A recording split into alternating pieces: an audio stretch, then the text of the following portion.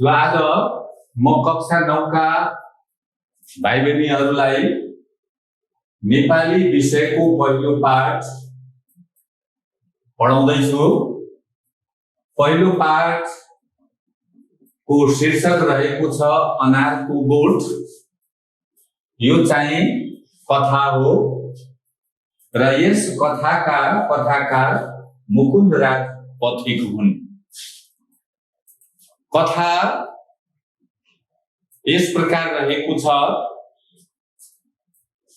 सबैजना पृष्ठ 1 पल्टाउने पाठ्य पुस्तक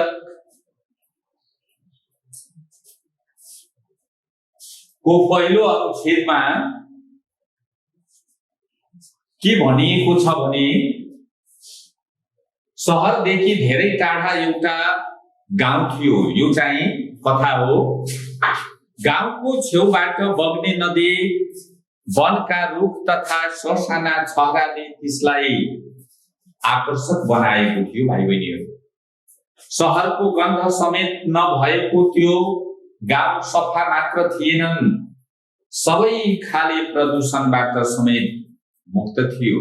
भन्दाखेरि शहरको केही पर एउटा गाउँ जुन चाहिँ स्वच्छ सफा वातावरण भएको गाउँ, त्यहाँ कुनै पनि प्रदूषण थिएन, कुनै पनि चाहिँ त्यहाँ गन्ध दुर्गन्ध थिएन। गाउँलेहरू पनि निकै उदार, श्रमशील र सरल थिए। उनीहरूले बाटो घाटो र पाटी पौवाका साथै ठाउँ ठाउँमा मठ मन्दिरहरू पनि बनाएका थिए। यातायातको सुविधा नहुनाले एक ठाउँबाट अर्को ठाउँ आउन जान भनेर चाहिँ मानिसहरू पैदलै हिँड्थे। त्यही गाउँमा एउटी बुढिया बस्थिन्। उनको नाम चाहिँ कल्पलता थियो। परिवारमा उनका मेहनती पति र एकमात्र छोरा थिए। उनीहरू हँसिला, मिलनसार र सहयोगी थिए। भन्दाखेरि शहरदेखि परेको जुन प्रदूषण रहे, स्वच्छ सफा जुन गाउँ छ, त्यस गाउँमा एउटा बुढिया बस्थे जसको नाम चाहिँ कल्पलता थियो। कल्पलताको सानो परिवार थियो। परिवारमा उनका मेहनती पति र एकमात्र छोरा थिए। उनीहरू सबै मिलनसार र सहयोगी पनि थिए। एक दिन कल्पलताका पति घाँस काट्न वन गएका थिए। त्यहाँ रुखमा चढेर डाले घाँस झार्न लाग्दा अकस्मात बोडा चिप्लिएर उनी चाहिँ भुइँमा खसे। रुखबाट खस्दा भुइँमा ढुङ्गामा चाहिँ उनी बजारिए र त्यसपछि उनी बेहोस भए। धेरै बेरसम्म घर नफर्केपछि घरका मानिस र सबै गाउँले मिलेर उनको खोजी गर्न थाले। यति बेलासम्म भइसक्यो, अहिलेसम्म पनि चाहिँ यिनी घाँस लिन भनेर गएका, तर अहिलेसम्म फर्केर आएनन्। कता गए, कहाँ गए भनेर कल्पलताका पतिको खोजमा उनका परिवार र गाउँलेहरू सबै लागे। उनीहरूले तिनलाई बेहोस अवस्थामा त्यही डाली घाँसको रुख मुनि लम्पसार परिरहेको चाहिँ उनीहरूले फेला पारे। उनको मुखबाट चाहिँ रगत बगिरहेको थियो। उनीहरूले बुढालाई बोकेर घर लिएर आए। घर लगेको केही समयपछि कल्पलताको पतिको चाहिँ निधन भयो। पतिको मृत्युले उनलाई धेरै दुखी बनायो। उनी र छोरा पतिको मृत्युमा घण्टौंसम्म रोइरहे। उनीहरूको रुवाई र बिलौना सुनेर गाउँलेहरू पनि आँसु थाम्न सकेनन्। बुढाको मेहनती र मिलनसार बानी सम्झेर उनीहरूले पनि कल्पलता र छोरासँगै आफ्ना आँसु झारे। भन्दाखेरि पतिको निधनमा कल्पलता र कल्पलताको छोरो रोएको देख्दा गाउँलेहरूले पनि आँसु थाम्न सक्ने उनीहरू पनि गइरहेका थिए।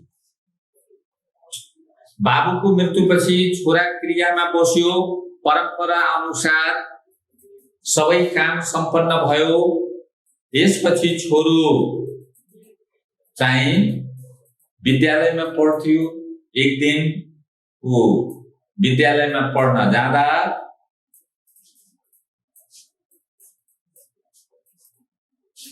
साथीभाइको लहैलहैमा लागेर उनी खोलातिर पुगेछन्। कल्पलता आफ्नो घर धन्दामा व्यस्त रहिन्। छोरा चाहिँ पढ्न भनेर विद्यालय गए। उनीहरू दिन प्रतिदिन उनको अनुपस्थितिमा पनि जीवनयापन गर्न बिस्तारै हैन अभ्यस्त भइसकेका थिए। कल्पलताको छोरो पढाइमा पनि एकदमै राम्रो थियो। साथीहरूका बीच पनि उत्तिकै चाहिँ मिलनसार थियो।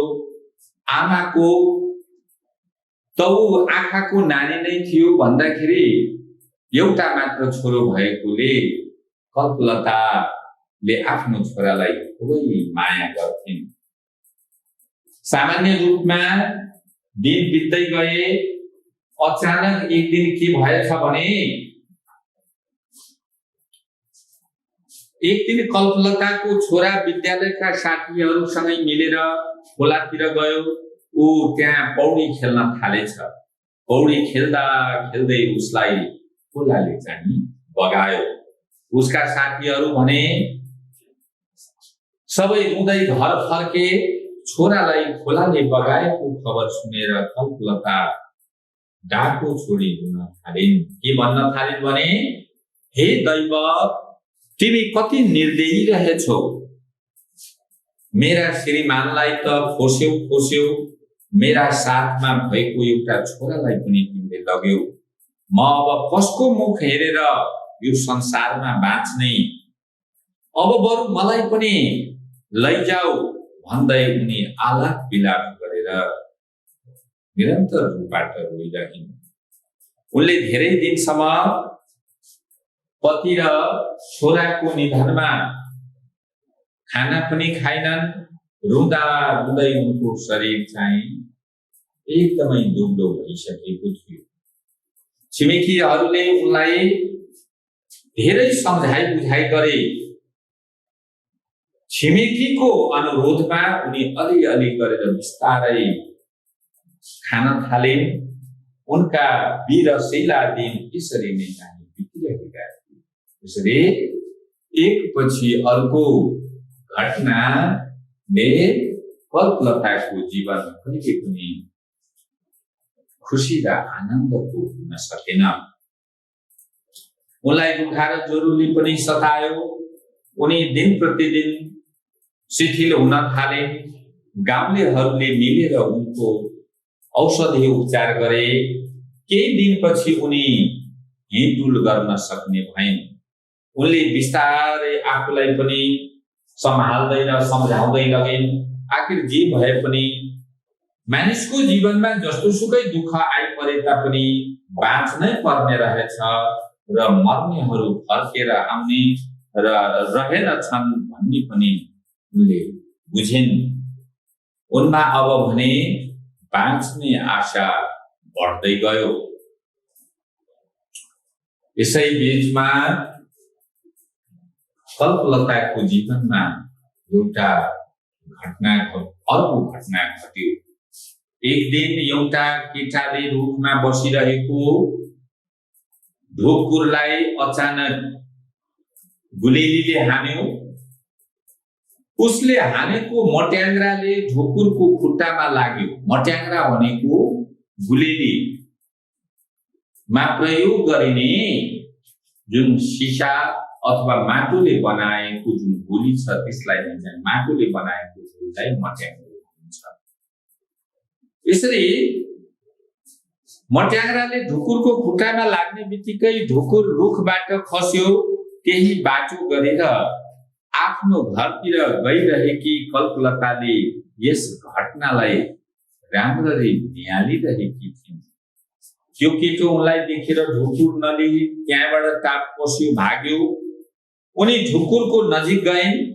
त्यो पीडाले ढुकुर चाहिँ पीडाले छटपटाइरहेको थियो। उनले त्यसलाई त्यो मरणसन अवस्थामा रहेको घाइते ढुकुरलाई कल्पलताले आफ्नो घर लगिन् र त्यसपछि औषधको उपचार गर्न थालिन्।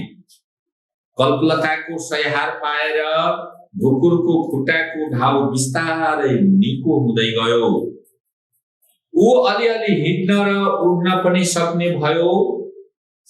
त्यो उनीसँग असाध्यै रीतियो। यसरी कल्पलताले ढुकुरको स्याहार सुसार गरेकोले, माया र स्नेह दिएकोले गर्दा ढुकुर पनि कल्पलता सँगसँगै घुमिरहने, कल्पलतालाई पछ्याइरहने चाहिँ गर्दथ्यो। त्यो कहिले उनको हातमा, कहिले चाहिँ काँधमा र कहिले टाउकामा बस्थ्यो। यसरी कल्पलता र ढुकुर घनिष्ठ मित्र जस्तै भइसकेको थियो। भाइ बहिनीहरू, धेरै दिनपछि एक दिन बिहान पिठीबाट फुर्र उडेर चाहिँ ढुकुर बाहिर गयो। दिउँसो त्यो घर फर्केर आएन। साँझ पर्यो, झमक्क रात पर्यो, तैपनि ढुकुर चाहिँ त्यो दिन फर्केर आएन। कल्पलतालाई ढुकुर कता गयो, किन आएन भन्ने चिन्ता लाग्यो। पतिको निधन, छोराको निधन र एउटा ढुकुर जुन मरणसन अवस्थामा, घाइते अवस्थामा यिनले पाएकी थिइन्, त्यसलाई घरमा ल्याई त्यही ढुकुरसँग आफ्नो दिन बिताउँथिन्। त्यसले पनि आज मलाई छाडेर गयो भनेर चाहिँ कल्पलता फेरि चिन्तित भइन्। अर्को दिन पनि ढुकुर फर्केर आएन। उनी झन् ठुलो पीडमा परे। आखिर मैलाई किन यस्तो हुन्छ, उनले मनमा नै प्रश्न गरिन्। शान्त भएको उनको मन ढुकुर उडेर गएपछि फेरि चाहिँ बिथोलिन पुग्यो, फेरि चिन्तित हुन पुग्यो। महिना दिन पुगिसकेपछि एक दिन फेरि सोही ढुकुर चाहिँ कल्पलताको घरमा टुक्लुक्क आइपुग्यो। ढुकुरलाई देख्न साथ उनका आँखा आँसुले रसाए। ढुकुर भने आफूले चुच्चामा च्यापेर ल्याएको अनारको दाना उनका घरको ढोकामा छाडी फेरि उडेर गयो। फेरि फर्केर आउँछ कि भनेर उनले आकाशतिर हेरिरहन्, तर ढुकुर फर्केर आएनन्। त्यसले छाडेको अनारको त्यस दानालाई भने कल्पलताले घर अगाडिको बारीमा लगेर रोपिदिन्। भोलिपल्ट त्यो अनारको दानो त ठुलो रुख पो भएछ। भोलिपल्ट बिहान कल्पलताको घर अगाडि बारीमा अनारको बोट देखिन्। एक रातमा नै अनारको बोट ठुलो भएको देख्न पाउँदा उनी चाहिँ निकै खुसी पनि भइन्। पर्सिपल्ट उनी सदा झैं बिहान उठ्दा त्यो बोटमा चाहिँ लटरम्म अनार फलिरहेको रहेछ। त्यो देखेर उनी छक्क परिन्। यो कस्तो चमत्कार हो! आज 3 दिन मात्र भयो अनारको एउटा दाना रोपेको भोलिपल्ट चाहिँ ठुलो रुख भयो। आज यो पर्सिपल्ट चाहिँ यो रुखमा लटरम्म अनार फलेको छ। यो त अचम्मको भयो भनेर चाहिँ यिनी सोचिरहन्।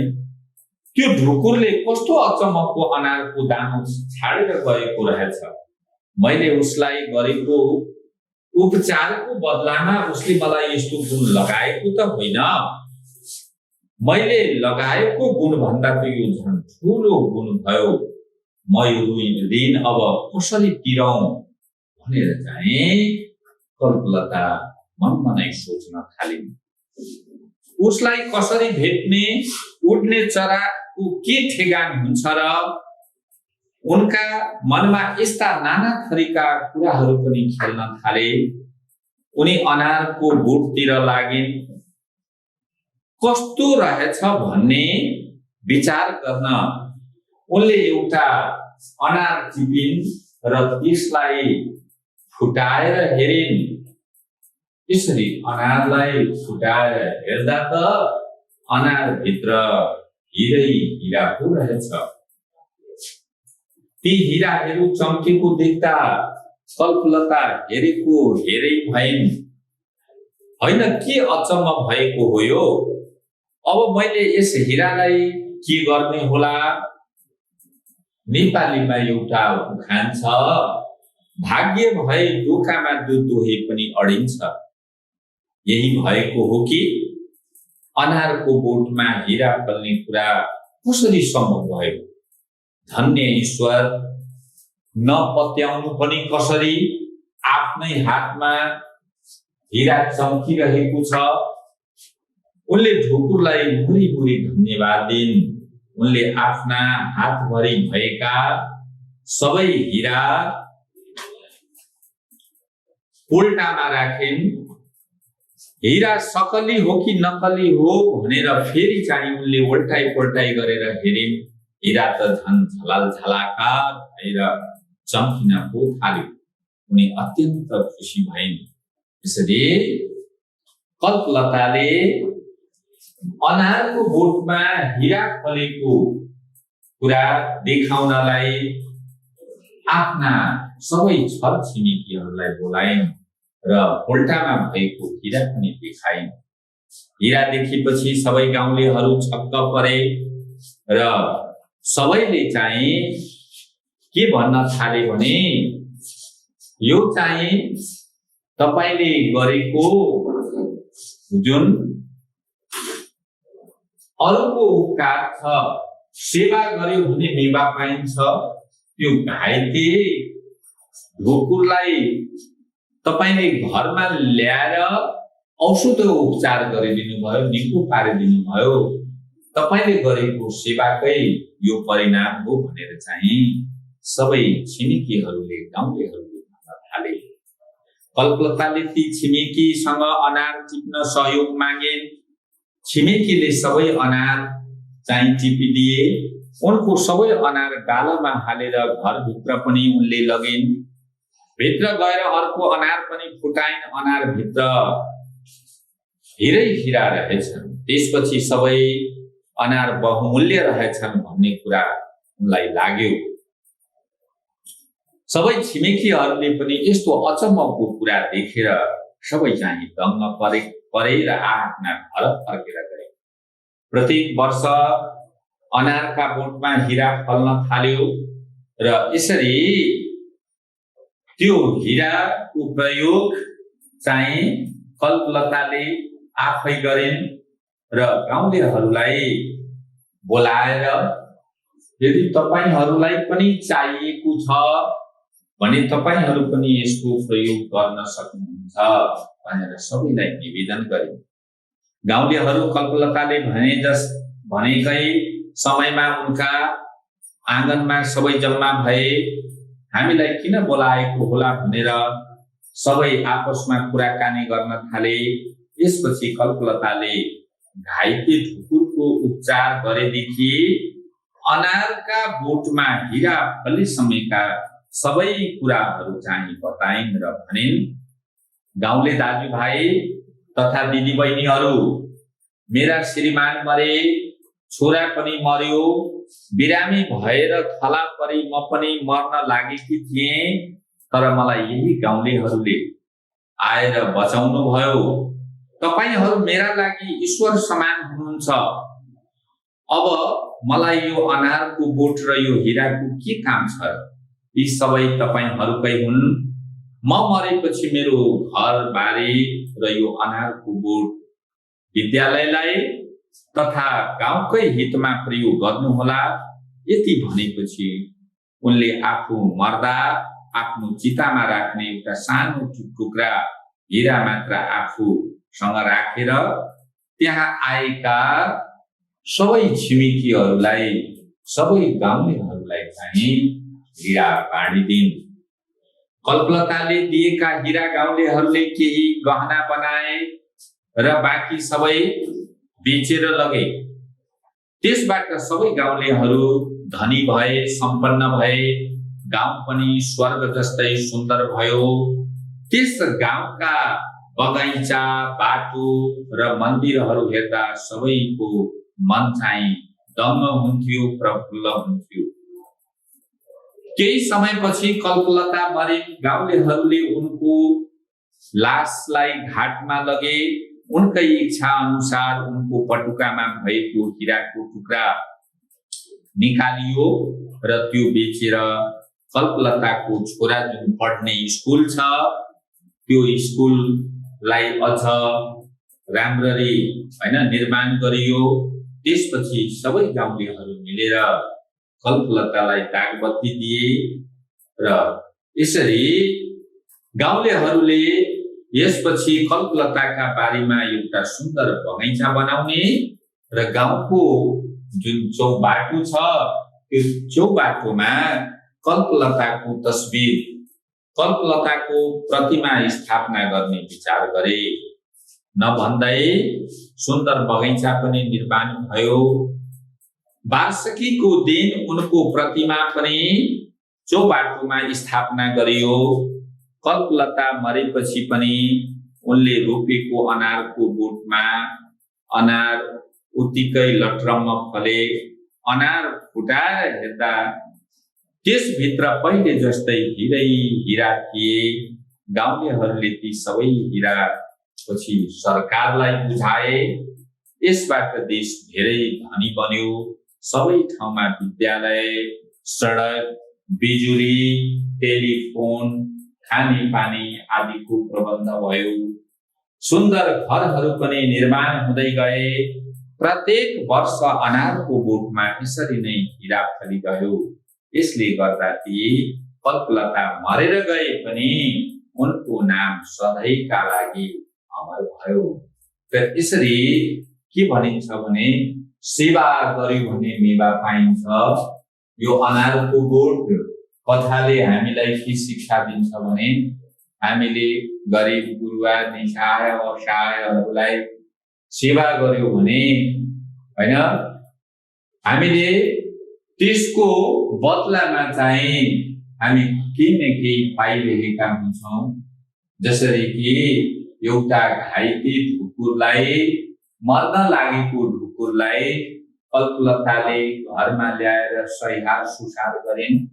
पछि त्यो घाउ निको भइसकेपछि त्यो ढुकुर बाँचेपछि कल्पलताले गरेको जुन सैहार छ त्यसको बदलामा उसले चाहिँ हिरा फल्ने अनारको बिउ ल्याएर उनको आँगनमा झारिदियो र त्यही अनारको बोटमा चाहिँ हिरै हिरा फल्न थाल्यो।